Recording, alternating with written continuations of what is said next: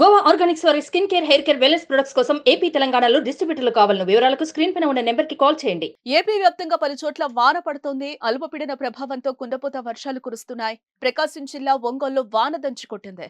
దీంతో లోతట్టు ప్రాంతాలు నీట మునిగాయి. రహదారులపైకి భారీగా వరద నీరు చేరి చెరువులను తలపిస్తున్నాయి. రోడ్డుపై మోకాలులతో నీరు ఉండడంతో వాహనదారులు తీవ్ర ఇబ్బందులకు గురవుతున్నారు. ఒంగోలుతో పాటు చుట్టుపక్కల ప్రాంతాల్లో కూడా ఇదే పరిస్థితి కనపడుతోంది. ఓ మోస్తరు వర్షానికి రహదారులు నీట మునగడంపై విమర్శలు వ్యక్తమవుతున్నాయి.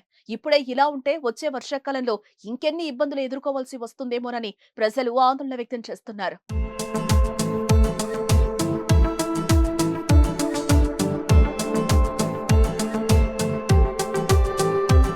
ఆగ్నేయ అరేబియా సముద్రం ఆనుకుని ఉన్న కేరళ నుంచి మరఠ్వాడా వరకు విస్తరించిన ద్రోణి ఇప్పుడు దక్షిణ అంతర్గత కర్ణాటక నుంచి తూర్పు విదర్భ వరకు సముద్ర మట్టానికి సగటున 0.9 కిలోమీటర్ల ఎత్తు వరకు విస్తరించి ఉంది. ఈ ప్రభావంతో ఏపీలోని పలు ప్రాంతాల్లో వర్షాలు కురుస్తాయని వాతావరణ శాఖ సూచించింది. నేడు పార్వతీపురం, మన్యం జిల్లా, అల్లూరి, అనకాపల్లి, కృష్ణా, కర్నూలు, నంద్యాల, అనంతపురం, సత్యసాయి, వైఎస్ఆర్, అన్నమయ్య, చిత్తూరు, తిరుపతి జిల్లాల్లో అక్కడక్కడ పిడుగులతో కూడిన తేలికపాటి నుంచి మోస్తరు వర్షాలు కురిసే అవకాశం ఉందని వాతావరణ శాఖ హెచ్చరించింది. మరోవైపు దేశ ప్రజలకు వాతావరణ శాఖ చల్లని కబురందించింది.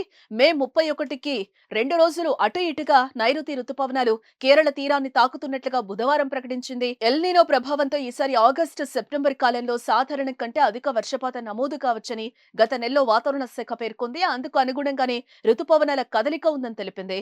వాతావరణ ప్రకటనతో రైతులు ఆనందం వ్యక్తం చేస్తున్నారు.